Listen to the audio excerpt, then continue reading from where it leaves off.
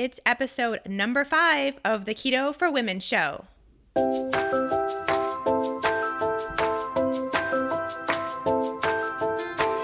You're listening to the Keto For Women show, and I'm your host and nutritionist, Shawn Miner. This show is designed to empower women to find their own expression of the keto diet to maximize their health and happiness. Now let's get started with today's episode.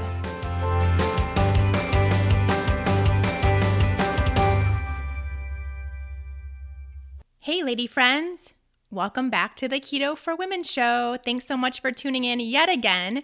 We are all the way up to episode number 5 already. Man, that has flown by. Loving every second of it. I must say you guys are making this entire experience of podcasting on my own really, really fun. And I can feel all of your support from all over the world. And it's been really great to feel that and to know that this podcast and this topic is just so needed in this keto space. So thanks so much for sharing your love, which we'll talk more about in a minute. We have an awesome episode today. I'm so excited to share this with you. You guys are going to absolutely love it. Before we get into what's going on today, let's just chat about a few things, shall we? The first thing that I want to share, a little personal story for you. I've been doing keto for about a year now, almost exactly a year, and I went to get my blood work done by my doctor, and they do a really full comprehensive panel. They'll do it pretty much whenever I want them to, which is really nice. It's a naturopathic doctor. I actually work really closely with him, and we're actually colleagues at this point because he's sending me his patients to help them transition into a ketogenic diet now. So really cool. I've been working with him for a while, trying to heal my mold illness. He was the person that really brought me back to life, quite frankly. And one of the tactics that I used as a nutritionist was the ketogenic diet, which he was familiar with, but didn't know how it would go as far as what I needed to heal and how it would work with SIRS. So I kind of took that on myself, and he had really good success, and then took that information to him, and he just really jumped right on it and got really interested and has been recommending it to a lot of his other patients and sending them to me to do so, which is great. But anyway, I got off track. What I really wanted to tell you is what also has been happening in my world professionally is I've just completed a course, an additional certification beyond just my nutritionist certification that allows me to do the functional lab testing, which I have mentioned in past episodes. But this specific course was just in blood chemistry. So basically, when you go to your doctor, which could be primary care, it could be functional medicine, naturopathic, any doctor is going to run this very long, pretty basic blood panel on you. And a lot of times, at least in the case for me, I would get that run. I mean, I've had probably 50 of them run in my entire life, and no one's really ever said anything about what any of it meant. I just took them at their word and just thought I was normal. However, I've now learned what each one of those means, those blood markers. And a lot of them, if you're looking at yours, are either words that don't mean anything to you or abbreviations, something like that. And I now know what all of those mean. So I'm really excited about that. I know what they mean. And not only that, I have learned the functional reason behind why they may be off. And the functional lab range is much tighter and much smaller than the traditional lab range, which you may see on your panel that says, oh, everything's great, which mine always did. However, the functional lab range is much, much tighter, and you basically want to see that to rule out or to heal things that need to be managed before they become even bigger issues, and then they are way outside of all lab ranges and you have a serious issue. So being able to find out those lab ranges and know what they mean and know how they all correlate with each other, it's just really fascinating information. And even to see how some of these markers can show if you have like food sensitivities or a parasite, or you're dehydrated, or you are aren't breaking down your protein or aren't eating enough protein. I mean, it's absolutely fascinating information, at least in my opinion, because I am just a total geek around any of this stuff, if you haven't noticed already. But anyway, I was basically able to use my own lab work from my doctor as kind of like my studying for this exam that I just took. And I was going through all my lab work, using the functional ranges, which I'd never done before on anything that I've had done at the doctor. And I was very pleasantly surprised that there really wasn't anything to report, which I kind of briefly mention in this episode. Again, you'll see, but how cool is that? Not only to, have this kind of bill of health be clear just based on my past, but also being a year into keto. And we'll always probably have these people saying that a ketogenic diet isn't good for your health and it's dangerous, and for women, they shouldn't do it, and all of these things, which is why I'm here talking to you guys and having a whole podcast about it. But it always just kind of helps to see that information be debunked in your own body on paper, if that makes sense. So to be able to see those markers just be so great, right where they need to be, see my body responding to the way that my diet is and this new lifestyle I have in such a favorable way. And I think that's a case for a lot of people out there, but it's just really nice to see. And so I guess maybe this is a little bit of a public service announcement to maybe get that done and go to your doctor and see if they can run some blood work on you. Like I said, the functional ranges are much, much different, but it's always nice to get that confirmation of what you're doing and how you're living and how that's going for your body. Now, does it have to be that everything's perfect? I mean, no, of course not.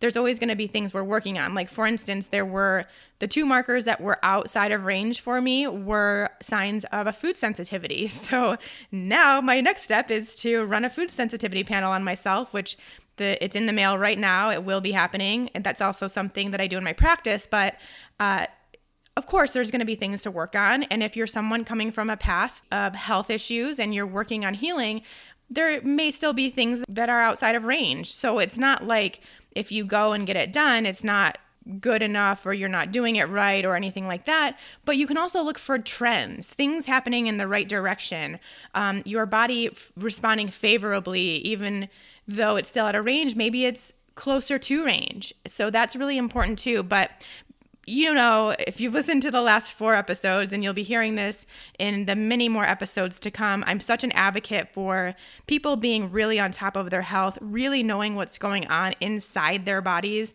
not focusing so much on the external view of what's going on, but you also need to know what's going on inside there, because that's going to be the key to figuring out how to make the external change. And we're going to talk a lot about that next week. But I just wanted to put that out there because I had a really awesome personal experience, and I do bring it up a little bit in this episode. So I just wanted to share that with you so you had the nitty gritty on that. Really, really exciting stuff. Okay, a few more things before we get to this awesome guest we have on the show. First, just a quick announcement about the Fat Burning Female Project, which is my 6-week online group class for all of you ladies who want to get into ketosis effectively, safely, do it the right way for your body so that you can heal and be in this place of awesome health.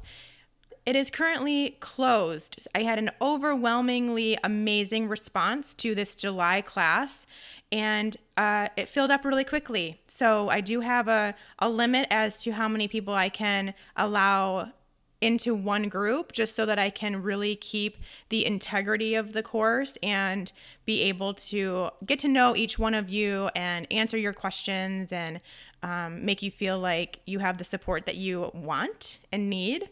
So for that to happen, I need to cap the amount of ladies I can let into the class. That has happened for July, but I do have a class coming up in September. Just set the dates for that. We will be starting September 18th, and enrollment will start September 6th.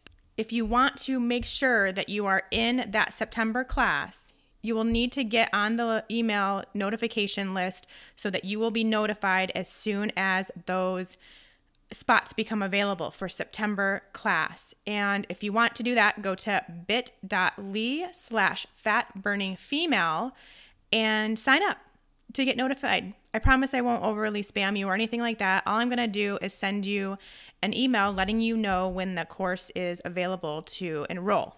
Okay? Can't wait for September. It's going to be great. And July is going to be great too. I'm super excited. We're going to have a great time. But don't worry if you missed out. There's still time. You only have a few more months, and then you can hang out with me for 6 weeks in September, right before the holidays, which is also a great time. More info on that coming up, but just be aware to get on that list if you want to be considered for the September class.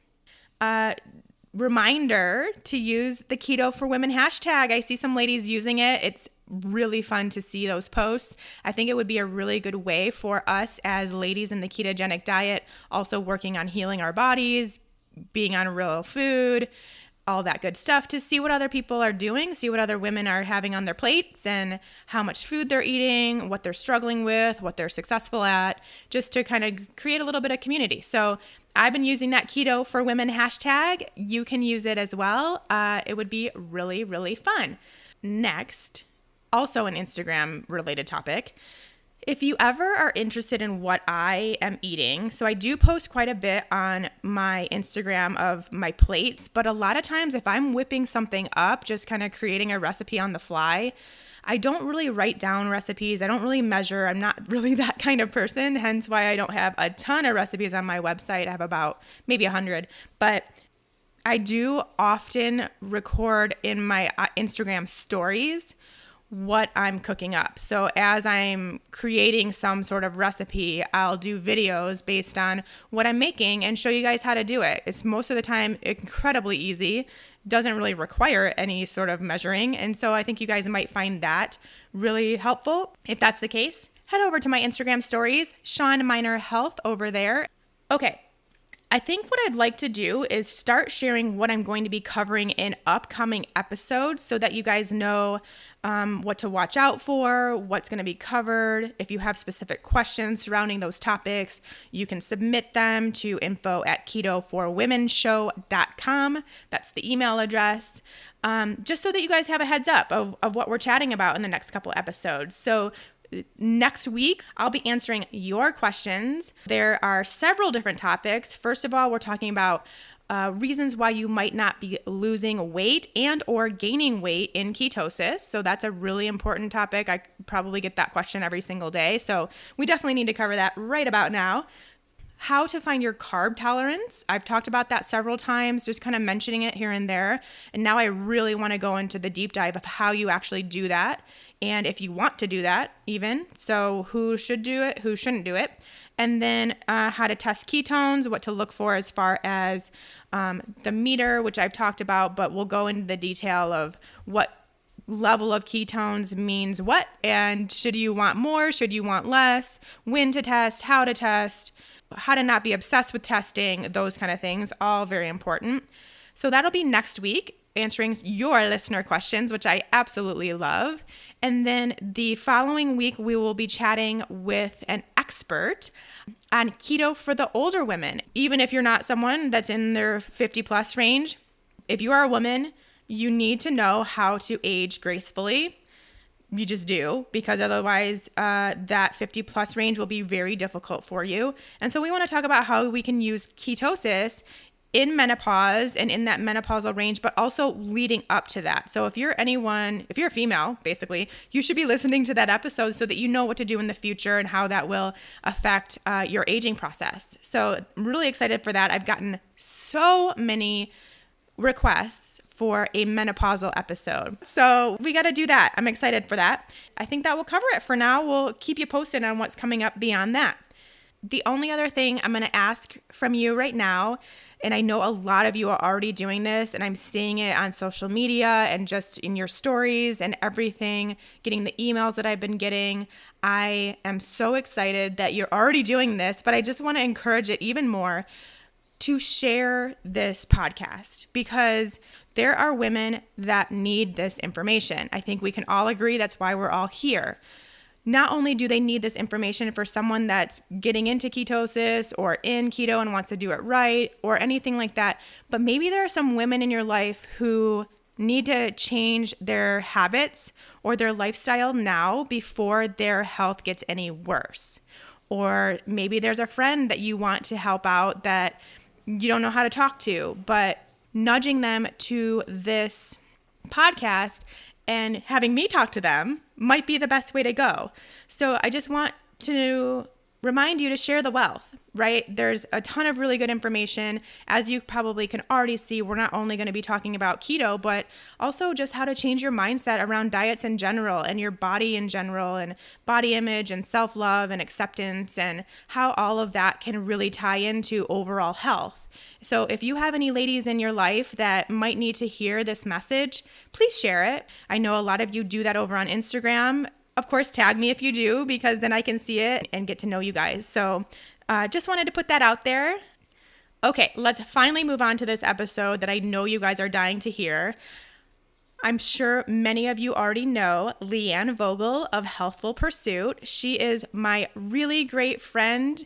We are obviously in this space together doing the real food keto lifestyle, and I've always loved her material. I've loved everything she's put out, and now we get to chat. And as you can see in our episode today and just our talk, we're just friends. We're just completely friends that have a really similar way of looking at keto and health and everything that we chat about here. So we're taking the time to just kind of talk and then go through your questions. So you're going to get answers to your questions from both Leanne and I, just kind of talking around it and giving you ideas. So it's a really fun episode. I had a great time with her on the podcast. I've been on her podcast before, which some of you may have heard, and I think we'll both be doing this quite a bit more. So I hope to have her on again. It was really fun. But if you don't know who Leanne is, she is the founder of Healthful Pursuit. She has 11 different health programs. I'm sure most of you have been a part of some of her programs. They are absolutely wonderful. I also love her book, which she has an actual paperback book now called The Keto Diet. Huge fan of that. It is really, truly the best way to go to get all of your information you want about how to do keto.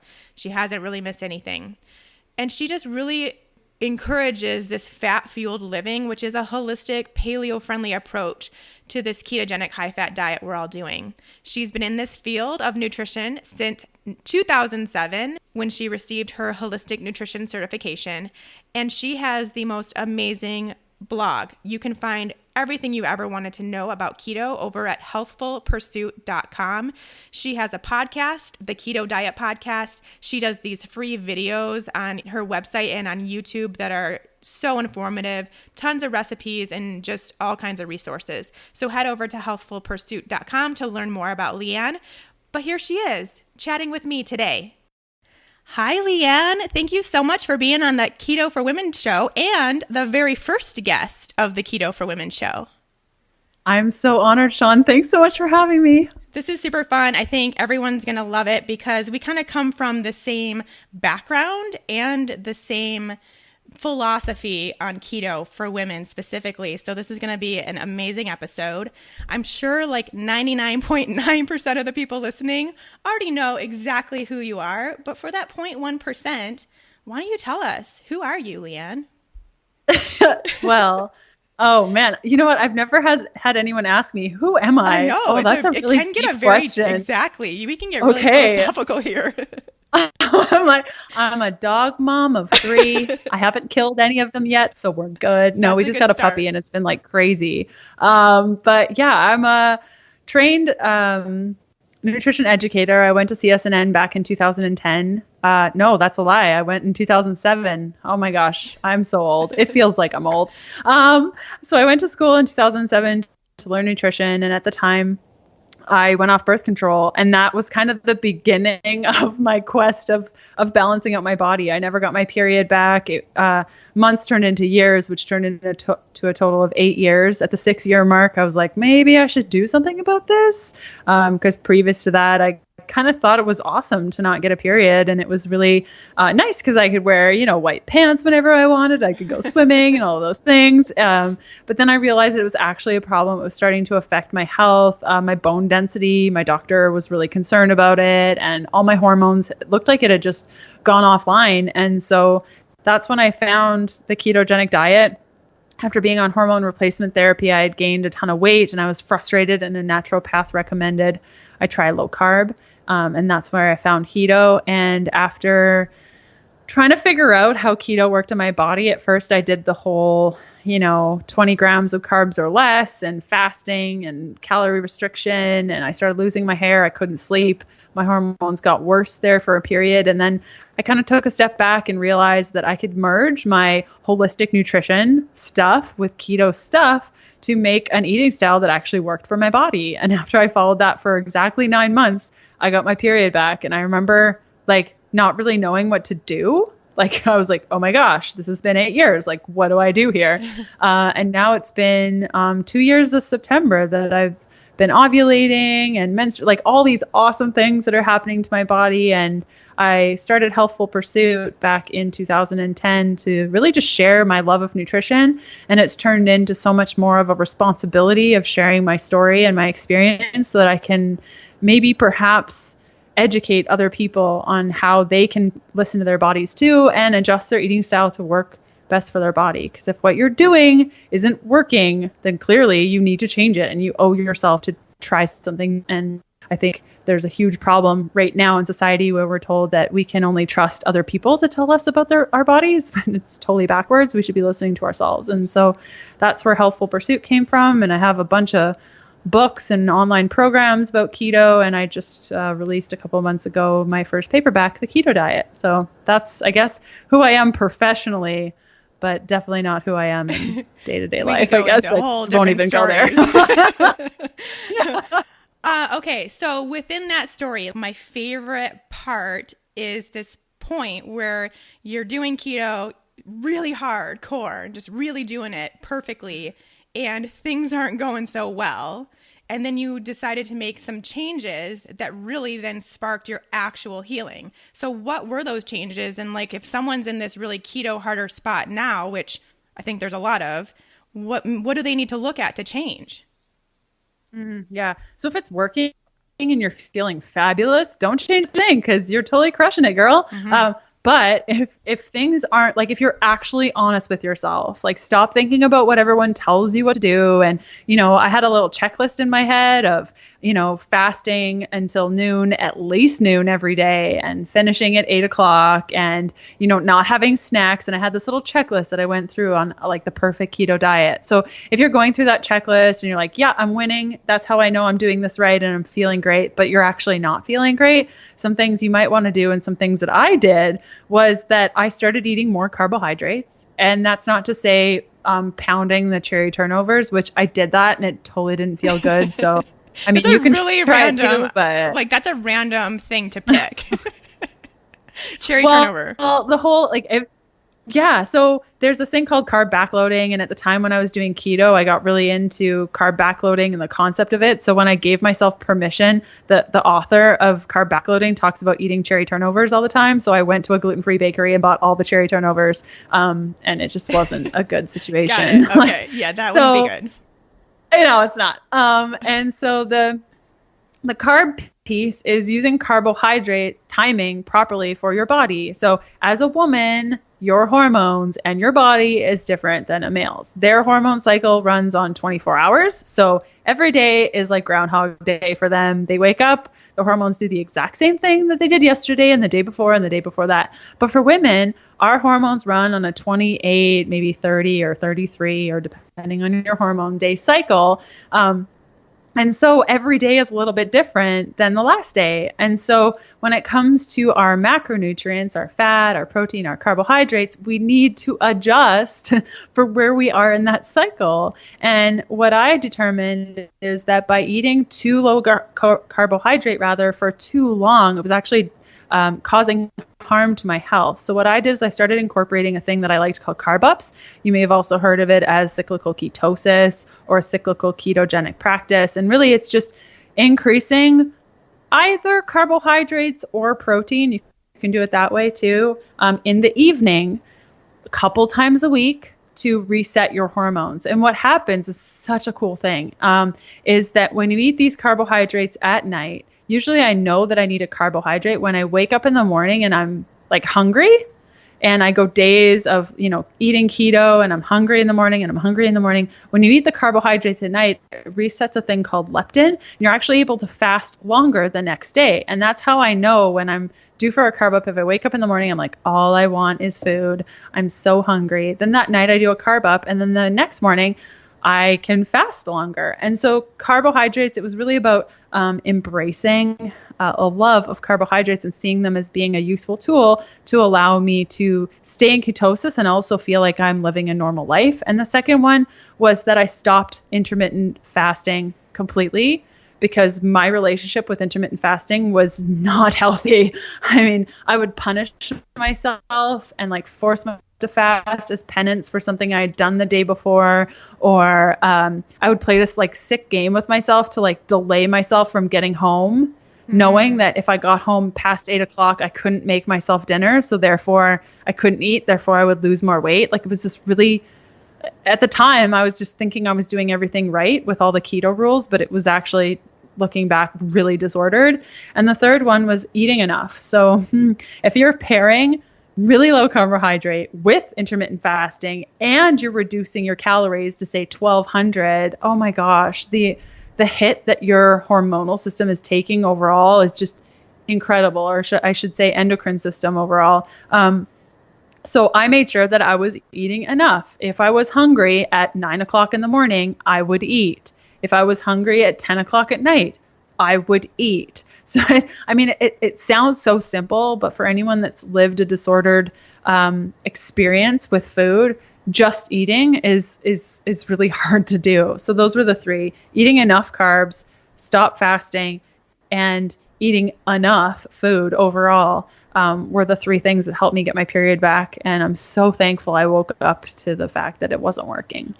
Yeah. And so all of those things are just totally speaking my language. First of all, as the listeners know, this is really the first time in my life, and I'm 36 years old, in my adult life that I haven't been on some sort of diet. Like, I do not consider the keto diet a diet. It's just a way of life. It's super freeing. I eat when I want to eat. I don't eat when I don't want to eat. I eat carbs when I feel like my body needs carbs. And it sounds like you kind of started doing that too.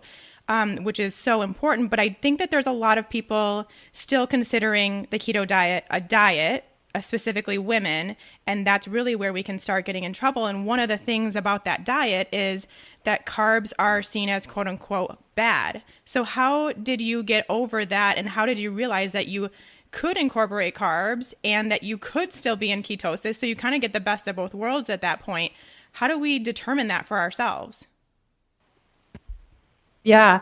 So I'm more of the thought of when I know I'm stuck somewhere, I do research and I figure out, are other people doing this? What are the results of that? How has that been? And I really do that for everything. I'd never really jump into anything without researching it. And so when it came time to, I had been low carbohydrate, like strictly low carbohydrate for a solid 6 months. And even the thought of increasing my carbs scared the crap out of me. Mm-hmm. I was terrified. I just went to basic facts and kind of looked at, okay, of the carbs that I know that are quote unquote healthy, what sort of nutrients are in there? And what kind of nutrients can I get from those carbs that perhaps I'm not getting in the largest quantity in my high fat diet? So for example, a really good example is kale and spinach. I actually counted my kale and spinach. I would put it on the scale, and I think it was a cup and a half. I don't even remember, like a cup and a half of spinach and maybe a handful of kale was all I could have for the whole day. Oh, wow. For my carbohydrate allotment.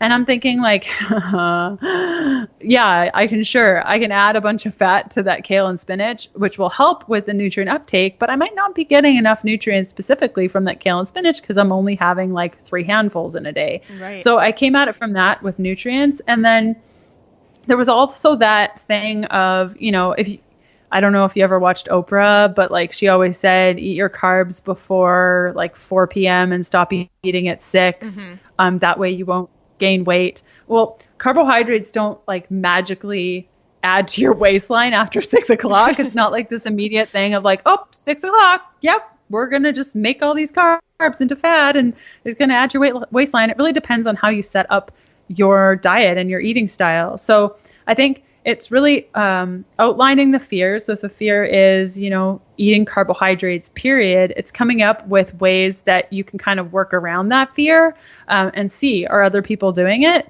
Yeah, Sean's doing it. Leanne's doing it. Cool. Are they alive? Yep. Do they look good? Most of the time, if I do my hair. Well, I haven't showered yet today, so. Me neither. So we might not smell fantastic, but we look great. And also it comes down to the feeling, right? Like, I think intuitively we all know when we've misstepped something, I think I always knew when I was on the quote unquote wrong path, but I let everyone else define what I should be doing. And I think it just comes down to what your fears are around carbs. Is it because they'll add to your waistline? Okay, well, that if you have carbs in the morning, for sure you're not going to feel so great. But if you have carbs at night, you're going to go through those blood sugar highs and lows. You'll be sleeping. It'll be all good. And in fact, your body burns hydrates when you sleep than it does protein or fat. It actually increases about 4 hours after you fall asleep till about an hour before you wake up. During that state, you'll actually burn more carbohydrates than you do when you're awake. So mind blown on that. Mm-hmm. When I found that study, I was like, that's going in the book. But yeah, I think it's just a matter of looking at your fears, coming up with solutions for that, and then just doing it. Like, what's the worst that can happen? Literally, you're talking about a sweet potato. Exactly. And if you don't feel good after that sweet potato, then it's okay. Then don't eat the sweet potato again or try something else. Yeah. But don't do it again. You can really listen to your body and find out that information. Like, I feel better when I'm at just eating kale and spinach versus I feel better when I'm having all the veggies as my carbs and maybe a sweet potato here and there. So you can determine that yourself. And the cool thing is most people are still going to remain in a ketogenic state most of the time, even if that is their lifestyle, correct? Yes. So the big piece here is that once you're fat adapted and your body has built up the enzymatic processes to be able to burn fat as fuel, and it remembers, oh yeah, there's this fat stuff and we can use that. The way the body burns sources is that it'll do alcohol first and then carbs and then fat. So if you have any carbs or alcohol in your body, you're going to burn through that. But because you have the enzymatic processes in place to burn fat, it will burn down the carbs, go right back to fat. So, for example, I had a Carb-Up last night. Maybe it was like, 70 grams of carbs at dinner. And I did it because I knew that today was like all interviews and it was going to be back to back and I wouldn't have time to eat. And I wanted to be able to fast all day. And that allows me to fast. So I have my carbohydrates at night. In the morning, I wake up like ready to party because I had the right carbs for my body. I really like white potatoes. I don't know. It doesn't affect me at all. So I had those and it's now 1 o'clock local. I'm still rocking it. I have interviews till 5 and then I'll have dinner. And I wouldn't be able to do that without Carb-Ups. And right now, I bet you if I tested, my ketones are just the way that they were yesterday before I did the Carb-Up. Mm-hmm. Yep, totally agree. So they don't have to be this like demon to the ketogenic community, especially for women, because oftentimes some carbohydrates here and there really will help, like you said, help your entire endocrine system. So I think that's really important. Okay, so let's move on to another part of your story, which you didn't mention, but I know happened, and so I want to talk about it. So you had to gain some weight, correct, in order to get really healthy? Oh, yeah. Yeah. Mm-hmm. So there was some weight gain involved. Right. Which is hard for a lot of women to accept. And it's also, I think, a fear thing. And then there's people that just constantly feel like they need to be losing weight, which I was in that boat for a really, really long time. I know you were too with your past. So how did that all happen and change? And how did you become okay with that? Yeah, I think being in the quote unquote spotlight and sharing health information online, there's a huge fear that if you gain weight, I mean, I have a YouTube channel. People can clearly see that my face was more like Skeletor looking and now it's a little bit plumper, and people do comment, and it's really scary when your livelihood depends on how you look. Mm-hmm. it's the worst place to be in. And even if if you're concerned about that, or maybe you're concerned that, your husband won't love you if you're heavier or whatever. So for me, I would say that I think all in all, maybe I had to gain 40 pounds. And 40, like, it's funny, all the clothes that I wore before fit just the same, really. Mm-hmm. It's the weirdest thing. It's just when I was on hormone replacement therapy, the weight that I gained when I was unhealthy and had a lot of inflammation was like I had these pockets on my thighs and a ton of fat under my underarms, like underneath my biceps. And they were just like these pockets, like it literally looked like a pocket of fat.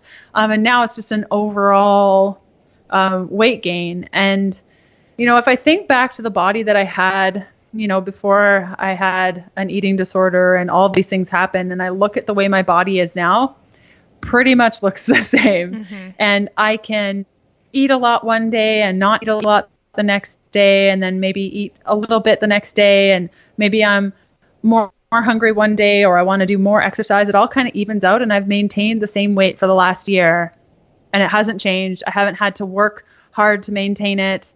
And yeah, I'm a size, even when I was 11, I was a size 12, like, and I ate healthy. I was a healthy kid. I was a dancer. That's just my body type. If you look at my family, we're all kind of the same looking. And I think you also need to be realistic to your body type. And a big part of my journey was having to gain weight in order to get my hormones back. And that meant more to me than being able to, I thought that I wouldn't have any confidence on the beach and, in a bathing suit, and people would judge me. In fact, I feel like because I'm more confident now, and because I feel like I'm living in a healthier body, I have more confidence because of that. And I think it's something that is so freeing. And I think the ketogenic diet really allowed me to do that, because I think a lot clearer now than I did before, when I was so charged with sugar and emotions and having to eat all the time. Now it's a lot more steady, and I can make choices. And I don't know if I've ever sat down and calculated out, here's the weight I was before I started. Well, let's just do it right now. Before I started keto, I was probably 150. And then when I got to my lowest point in keto, I was 115. Wow. And that happened very quickly. In 6 months, I lost that weight. Wow. And it was like, boom. But at 115 pounds, I had the 6-pack abs. My thighs didn't touch.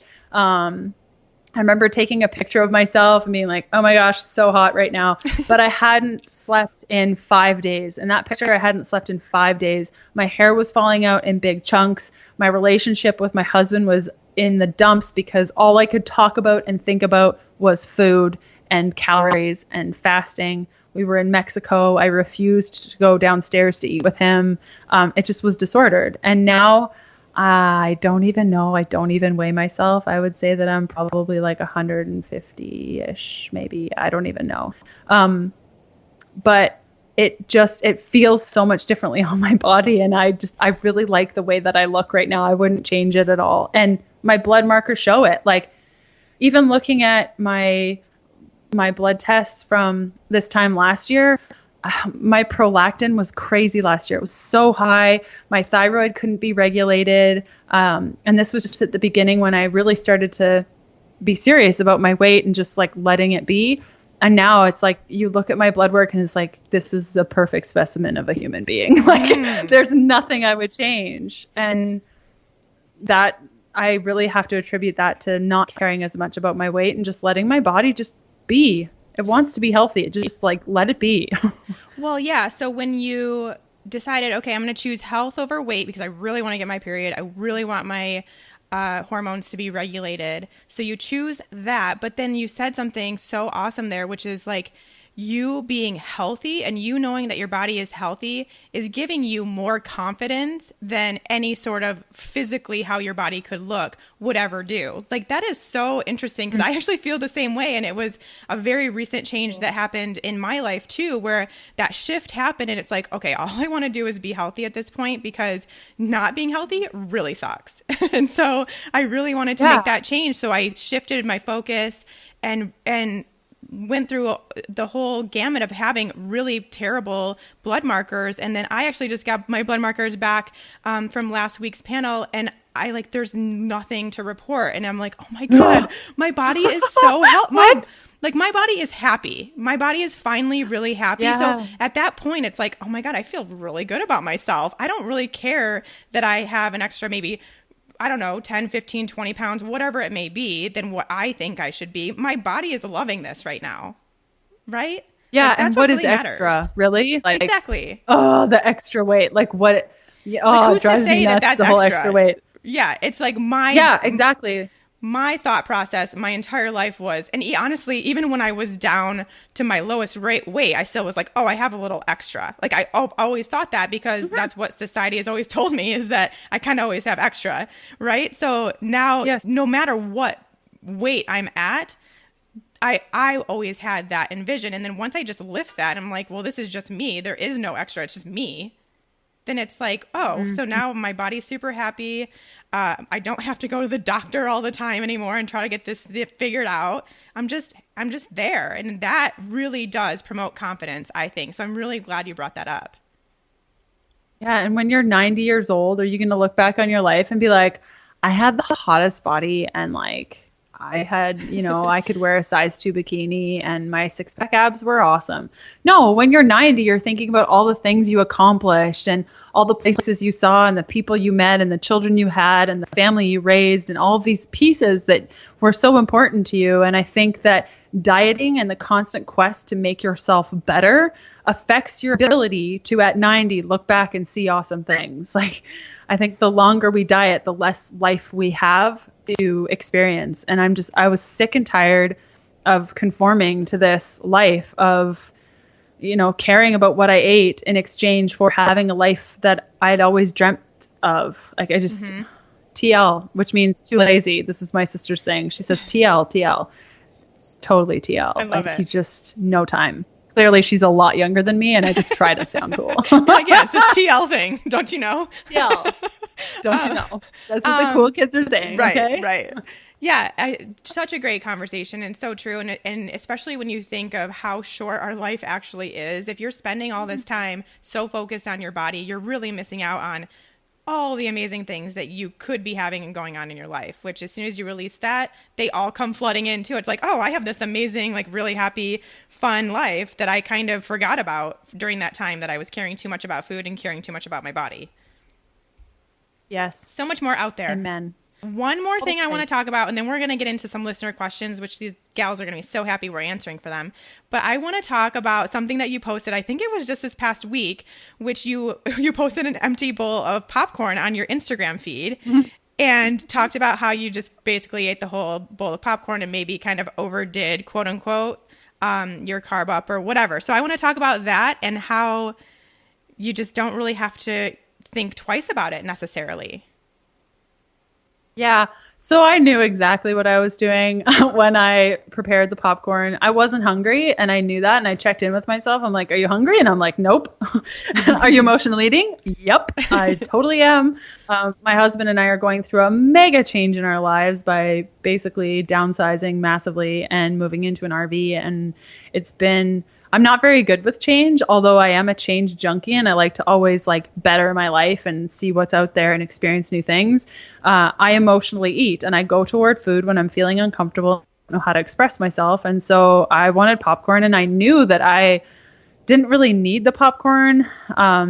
I was full. I had had dinner, but I was watching a movie, and all I wanted was that feeling, when you're watching a movie and eating popcorn and you're all snuggled in a blanket, and I had a perfect movie running, and I wanted the popcorn. So I just made a conscious choice to make the popcorn, and I made it taste good with coconut oil and salt and a little bit of nutritional yeast.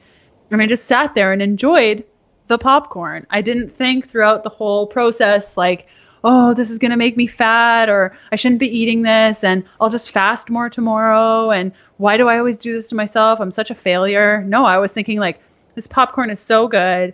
Life has been really hard right now. How can I, involve more things in my life that are going to make me feel better? And I could have done that instead of eating the popcorn. I could have, had a bath or gone for a walk, but I didn't want to do those things. I wanted the popcorn. And so then it was just about enjoying the process of eating the popcorn. Because what often happens is if we know we're emotionally eating or we're in that space where it's like, screw it, I'm just going to eat the stuff, we almost check out because we're so guilty about the action that we don't want to fess up to what we're actually doing. So we check out, we pretend we didn't eat the popcorn, and then we punish ourselves for eating the popcorn. But because we didn't actually eat the popcorn, like we didn't feel the popcorn, we didn't taste the saltiness, and I added a ton of oil, so it was really tasty, and you don't feel those feelings, well then tomorrow you're just going to want to binge more because you didn't actually feel the food.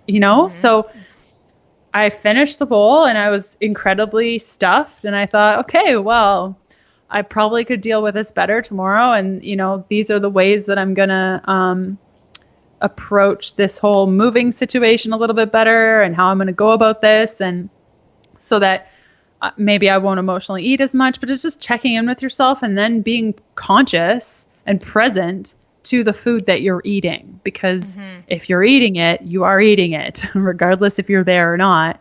And so it's just like, enjoy it because it's there, and it doesn't make you a bad person. It doesn't make you less than. It doesn't make you a failure or any of the things you might tell yourself. Like, it's just popcorn, really. Yeah. And that took me a really long time of like, oh no, it's grains. It's going to give me inflammation and all these things of like health reasons why we're not doing stuff. And I think at the end of the day, it's just some corn that was grown on a field that we say it's bad, but I mean, it's just a bowl of popcorn. I think like heroin is worse. So just a little bit worse. Just a little bit worse. The next step up. Right? But we think of this as like just as bad as crack or something, Yeah, it's insane. But it's popcorn. Yeah. And I think, we need to just accept as ladies, and, men do it too, but since this is a Keto for Women show, as ladies, it's not really reality to say that we're never going to have an emotional eating scenario. Like, that's going to happen. It's just because we're emotional and we're women, and there are certain things that sound really good when we're having these moments in our lives, and that's okay. It's just changing your perspective on it, and don't think these negative thoughts while you're doing it. Just embrace it and enjoy every single bit of it, and then you're fine. And then, like you said, you won't want to do it the next day. No, because you did it. Moving on. You did it. I haven't had popcorn since. Yeah. Yeah. Satisfied that craving. But had I, like, before, oh my gosh, it would have turned into popcorn, and then I would have gone to like 7-Eleven to grab 5-cent candies, and then like it just would have turned into this huge binge of binginess that probably would have lasted 2 or 3 days. Right. Exactly. So I loved that story. I thought that was great. And I'm glad that you posted it, just so that people know that Leanne Vogel does this too. It's fine. Yeah, I'm a human. Totally. So are you. We do this stuff. And if anyone you're following, that's a big thing for me, is like, if I'm following someone on social media and they like seem all perfect and happy and all the time, and I'm like, nah, I don't know. Nope, don't believe it. You're a cyborg. I don't know.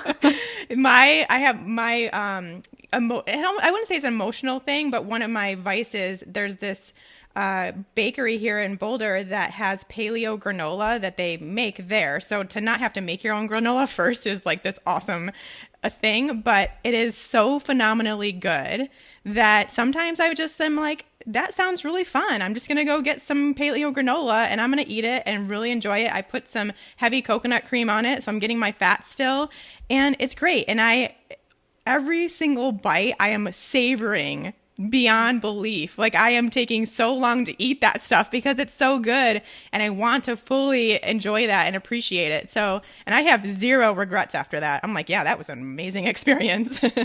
Well, it sounds like you make it a special experience. Like, it's an experience that you have with yourself. And a lot of people will say like food shouldn't be an emotional thing. Well, we live in a world where food is tied to emotion, and I think that that's totally okay. And yeah, sometimes, I'll go get a facial and then walk to Starbucks and get a drink that maybe has some sugar in it, and I'll walk over and get my toes done, and I'll just make a day of it. And yeah, it does include things that aren't keto, but maybe this happens once every couple of months, and it's just a special thing that I do for myself, and I enjoy every bit of it, and I really don't see anything wrong with that. So important to point that out, because I think some people would beat themselves up over that, and it's just not worth it. We shouldn't beat ourselves up about anything.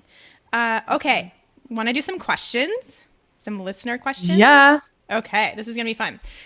This Okay. one first sounds a lot like your story from the beginning. So maybe we can help Rochelle out here. She says, my question is about hair loss. I have been eating keto for about 3 to 4 months now, which has helped heal and resolve multiple health issues like GERD, abnormal heart rhythm, as well as losing 30 pounds. I feel great, way better than before with energy and mental clarity, but I've noticed in the couple of weeks I've been losing an alarming amount of hair. I have dry hair that is below my shoulders in length, so I typically only wash it 2 times per week. For being on keto, should I wash it more or less often, or is this hair loss hormonally related? What can I do different to help my hair? She says, if it's helpful info, I'm 42, I weigh 205, I'm not under any extra stress. My macros are typically 20 to 25 grams of total carbs, 75 to 80 grams of protein, 150 grams of fat. I don't usually get up to that on fat though, but I do get the carbs and protein. She intermittent fasts 16 to 20 hours most days, but not every day. So she normally eats 2 meals, sometimes 3 on the weekends, so she can eat with her family. So she has a lot of info here that we could probably help her out, I have a feeling. What do you think? Why do you think she's losing hair all of a sudden? Okay, so many thoughts, but first, did she say anything about being in menopause or anything? She's 42, so it doesn't sound like it. She didn't say Okay. anything about her cycles at all, actually. Okay. The only reason I ask is that keto is a little bit different for women that have gone through menopause because I almost treat them like almost like men because their hormone cycle is just different. So that's why I asked. Okay, a couple of thoughts. First is that your hair loss could be because of your ketogenic diet, but don't worry. It doesn't mean you don't have to eat keto. A couple of things is that maybe you're not eating enough. So calorie restriction could be a real thing for you, and that's why it's causing even recent weight loss, even though like you've lost weight and maybe in your head you think that you need, quote unquote, to lose more. Sometimes when there's that shift in our weight, it can cause, inconsistencies in our body, and it could be that it's just going to take your body time to catch up. Another thing is, while I don't necessarily, it's not that I don't agree, it's that I haven't seen it. A lot of people will say when you start eating keto, your hair will fall out just because of some reason. I'm not sure. And then give it a couple months and it'll grow back even thicker. So I had no patience for that because my hair was like falling out in chunks, and I'm like, I'm going to look like Captain Luke Picard in probably a month. So this can't keep up. So if you're like that, change something immediately. We need to change it like immediately. Because maybe even demanding exercise. So if you just changed your routine, it could be caused by that. Nutrient deficiencies. So because you're only eating 20 to 25 grams of total carbs, it's not necessarily perhaps that it's the carb situation. It totally could be. It totally could be because you're not eating enough carbs. Right. It also could be that you're not getting enough nutrients that come from carbs. So it's like, you could look at maybe getting a really, really, really, really good multivitamin and taking a bunch of supplements, or you could just maybe, I don't know, eat more kale and it would probably do the trick. You mentioned psychological stress. A lot of people say that they're not stressed, but they actually are. All the time. It's so crazy how that works. It's Why does nuts. that happen? So I don't know. I don't know. I always know when I'm stressed, and it's all the time because I'm a human and I run a business. I'm always stressed. So it could even be the stress of, your kid graduating. Maybe that brings up a lot of stuff of like, what do I do now? They're going to be leaving the house. What purpose do I have? And it's not really a stress like, you just got fired from your job, but it's a stress of constantly on your mind. And it could also be because you have an underlying imbalance that you should maybe just, it's not to scare you or anything. It could just be that, the nutrient deficiencies, or maybe you had an inactive or a low acting thyroid that you need to get tested for just to kind of see what's up. So those are sort of some of my plans. In the meantime, before you kind of figure out what's what, some of the things that I use for the best hair I've ever had is collagen. Mega, like 2 scoops of collagen a day keeps the hair growing at about 2 inches a week. Like it's just, it's my hair true grows though. so fast. Yeah, it's true. Insane. And B vitamins. Those are kind of the 2 things that I use to kind of help. And then what worked for me is just eating more carbs, and then my hair loss stopped.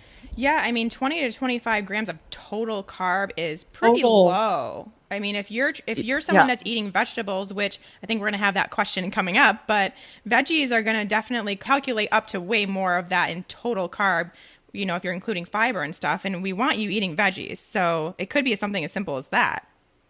Yeah. Whereas, on the flip side, like bio individuality for a second, I've met people that have gone uh, all meat and fat keto for like 5 years and they're crushing life. And I'm like, True. they haven't had vegetables in 5 years. And I'm like, I can't even understand you. But if you're not responding well, what's the worst thing that can happen? For a month, increase your carbohydrates to 50 grams or even 40 or 35 or just some sort of increase and see what happens. And if your hair loss stops, win. Then it was Then that. It was that. Yeah. Yeah. The other thing, she mentioned she's fasting 16 to 20 hours most days. Maybe it's too soon for that. Yeah. Maybe it just shouldn't happen at all, because that's quite a bit. And to get this much food, which I did the calculation while you were chatting, and it's about 1,700 calories that she's doing, and she's not always getting that much fat. So she could be getting like 1,500 calories, which, like you mentioned, she might just need to eat more food total to really help that out, so that her body's not stressing out and wondering if it's like a famine or something. So she may need to do that, and that might require taking away some of those intermittent fasting hours in order to eat enough food. Yeah, completely. And also enough fat. I mean, if you're kind of like in this space, I mean, how many times have we met with people where it's like, I'm eating a ketogenic diet, and you're like, how much fat are you eating? They're like 70 grams. Yeah. It's like, nope, that's not enough. Try again. So it could be that, your macros are a little bit off. And I rarely say that, like, count your macros, and please don't. Just set the intention of like increasing your fat, maybe increasing the amount of carbs you're eating in the form of greens, and kind of see how you feel. But you should notice, like I noticed pretty quickly, like after a month of changing things around, my hair stopped falling out. And now I have thick, amazing hair again. Like it's not like it never grew back or anything. So don't worry. You won't look like Captain Luke Picard. It's okay. That won't happen. We'll stop that before it happens. Yeah. It's going to take more than a week. Okay, why don't we move on to that veggie topic? So Dana asked, I know keto is low carb, I know veggies are carbs, and I know veggies have tons of nutrients. So how do I balance loving veggies and staying low carb? Go for low carb veggies. Look at that answer. Revolutionary. And drop the mic. No. I think we really, really like to overcomplicate things. Yeah, like agreed. I'm thinking of the vegetables I have in my fridge right now, like zucchini and broccoli and, bell peppers and cabbage and cucumber and kale and spinach and other greens. And what else do I have in there? Celery. And, sometimes I do incorporate a little bit higher carb items like carrots once in a while, like one carrot. I mean, carrots are small unless you get them from Costco. Right. Is fine. And I mean, it also depends on where you're coming from. If you're mega insulin resistant, then you're probably going to have a different path. And then you have to prioritize things. I think oftentimes we try to do too many things at once. So if your focus is healing your body through a nutrient dense diet, your ketogenic diet's going to look different than somebody that has insulin resistance and their doctor says, if you don't fix this, like you're going to have diabetes tomorrow. So their ketogenic diet is going to look very different because their purpose is to lower their insulin, manage the blood sugar, switch up things that they're eating. Whereas you might just be like nutrient dense keto. So you can probably get away with eating more carbohydrates. So if that's the case, just go for more of those low carbohydrate vegetables. If you can do nightshades like eggplant and tomatoes are really good. What else? Did I miss any? I mean, there's a whole list of super low carb veggies, Yeah. It kind of goes back to that thing of us thinking that carbs are the devil when we're starting with keto or trying to be ketogenic. And carbs in the form of vegetables, I personally, as someone who is a nutritionist, and I know you agree, Leanne, that we want you to get a nutrient dense diet. And that's the most important thing to healing your body. And so you're going to get those from veggies, and you can have a whole plate of veggies. You can put lots of fat on them, which both Leanne and I do very nicely. You can check out our Instagrams for how we do that. And you're probably going to get the benefits of ketosis and the benefits of those nutrient dense veggies at the same time. And like Leanne said, we are very focused on the health aspect of this type of eating, but there are people that would potentially be kicked out of ketosis if they had a tomato. And those, you have to kind of gauge that for yourself. Gauge those veggies that work for you. But you definitely can have platefuls of veggies, because I do in every single meal. Yeah, me too. I don't even know what it would be like if I didn't. I mean, I do. Sad. My hair was falling out and I was miserable. So I don't want to go back there. And I mean, I really think of veggies as the perfect vehicle to get more fat into your diet. Oh, completely. Like all of the fat. Yeah. Zucchini rounds or like scoopage of all of the guacamole in my mouth. Yes. I'm all about the cucumbers now that it's summer. Cucumbers, scoops, anything on a cucumber, and it's delicious. That's what I think. Yeah. Or make little sandwiches with them. I mean, it's super cute. Love it. Okay, so you can have your veggies again. Don't worry. Woohoo! Gina wants to know how we make sure that we're not eating too much protein. And I know that you have kind of like a protein up option. So tell us about that. Okay, so I think when it comes to protein and the whole gluconeogenesis thing, like there's a lot of fear mongering about it, of like, you ate 10 extra grams of protein and now it's in glucose and you're out of ketosis. The only time I experienced massive gluconeogenesis, which is where your body creates glucose out of protein, is when I ate like 120 gram protein meal. And then I got kicked out of ketosis because I ate it all in one go. Oh, that's a lot of protein. And that was one meal? Yeah. I was doing an experiment. I just wanted to see what would happen. Oh my gosh. I'm just curious. But that is a lot of meat.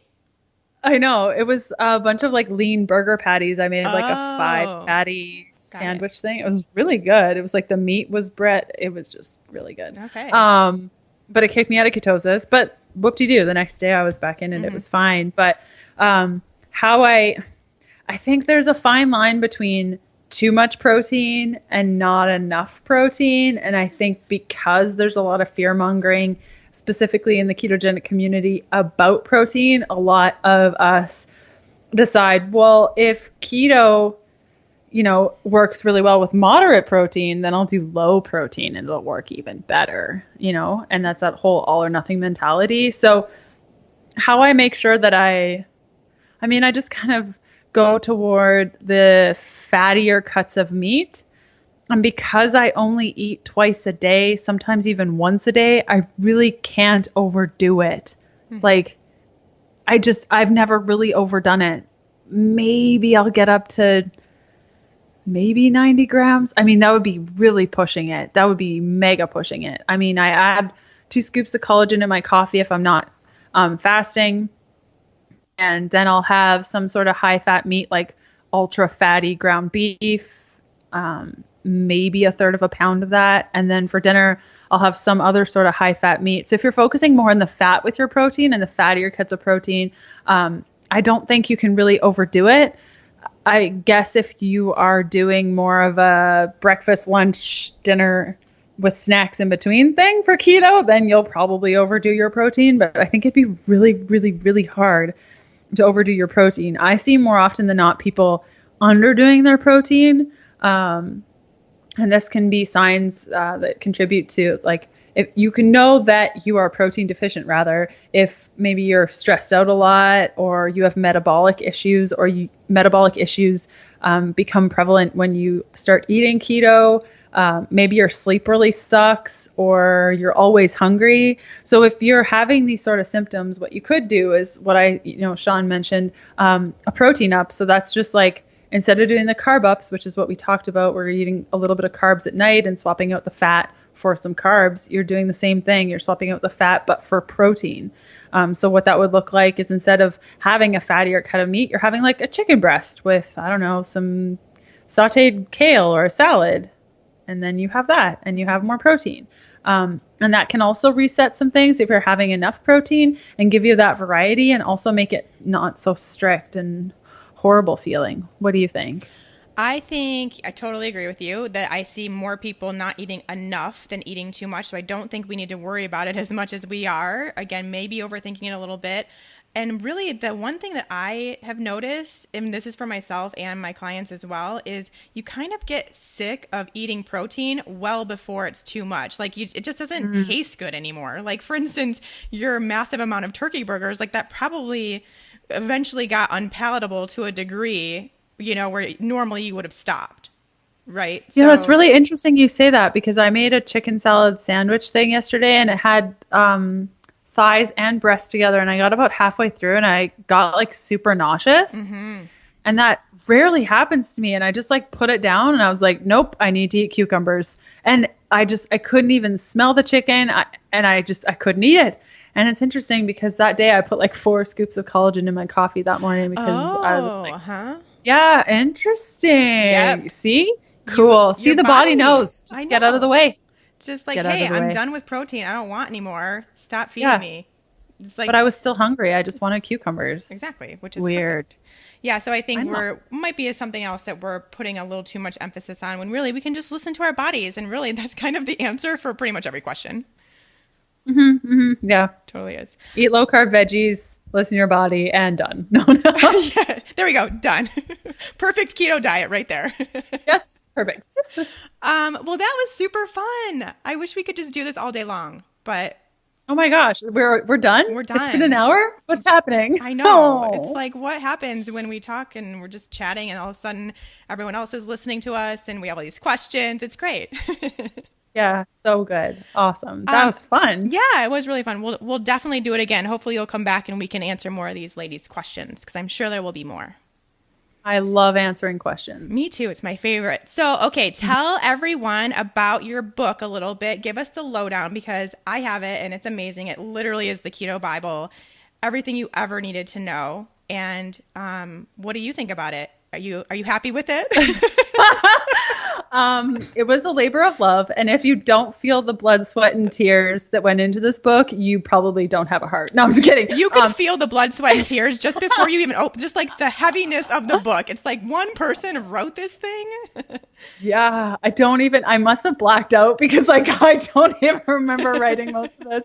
No, the process was amazing. It definitely pushed my boundaries. It was probably one of the hardest things I've ever done other than overcoming an eating disorder. That's like right up there, number 2 spot. And I'm the reason I wanted to write the Keto Diet was because I felt like there was a lot of misinformation around keto from a practical perspective. And I think oftentimes we get so caught up, like we've been talking about on the show, of all the science and the research and what people are telling us. And, in my first program, the Keto Beginning, I talk about the first 30 days and how to get adapted and do all these things and educate yourself so that you can listen to your body. And in Fat Fueled, my other program specifically for women, I talk a lot about how to heal your body with this and how to look at it at nutrient density. But what I felt was lacking was, the dairy-free, more balanced way of looking at keto. If what you're interested in is just to benefit your body and you don't have any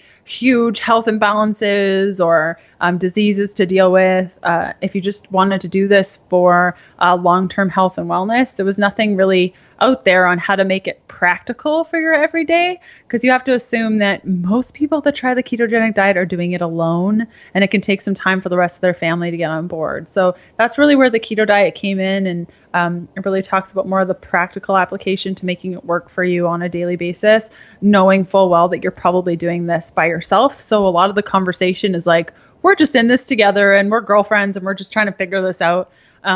And I'm really happy that we were able to keep that more of conversational tone. Mm-hmm. And I'm really happy. There's lots of little pictures and it's more than I could have ever thought that it would be. The meal plans, don't ever ask me to do another meal plan in a book ever again. Not happening. It won't happen. Just will not happen. And it's so funny. Watch 5 years from now, I'll have a meal plan in some book and no. Yeah, I'm going to remember this conversation. I don't know what happened. Yeah, it's amazing. I'm a little bit biased, but if you're looking for more of a practical approach to your ketogenic diet and you need recipes as well as a couple of meal plans to show you how to use said recipes from book, it can be really helpful, because I know that with a lot of the meal plans and books, they tell you to make a roast on Monday and then make a whole turkey on Tuesday. And then you're like, what do I do with 27 leftovers?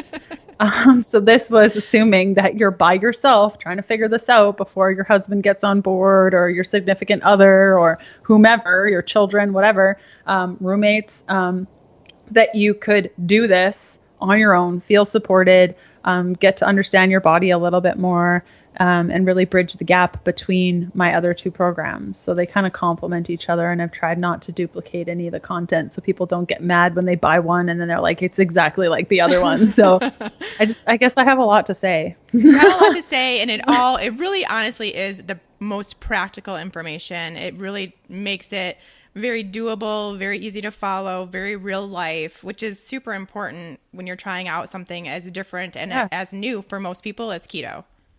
Yeah, totally. So yeah, it's called the Keto Diet. You can pick it up basically anywhere at all the places where you can buy a book. And I'm going back on tour August 28th to a bunch of different places. So if you're like, she sounds pretty cool, I guess, maybe I should go meet her. You can go to ketodietbook.com/tour. I'm going to a bunch of places. I don't even know where. Lots of awesome places. New York is on there. LA is on there. Denver. I'll be there. Denver's on there. You can meet us both if you come to Denver. Oh my gosh, the best thing. So yeah, that's what I'll be up to for a while. Sounds lovely. And you have a podcast and you have an Instagram account that's amazing. You have a lot of other stuff going on. You have a website, and that's all Healthful Pursuit, right? And then the Keto Diet podcast. You got it. Healthful Pursuit everywhere. Leanne Vogel with a V. And yeah, the Keto Diet podcast. Love it. Thank you so much. This is super fun. Thank you. This is great. Love our little conversations. They're the best. Me too. Hey, lady. Do you want to make sure that you are doing the ketogenic diet the right way for you? Do you want to make sure you're getting all of those amazing benefits that come with producing ketones and not putting any extra stress on your body? Then head to my website and check out the Fat Burning Female Project. We have a new class starting soon, and I'd love to have you be a part of it. Head to bit.ly/fatburningfemale. That's bit.ly/fatburningfemale, and make sure to sign up to get a notification of when the next class will be. Can't wait to see you there.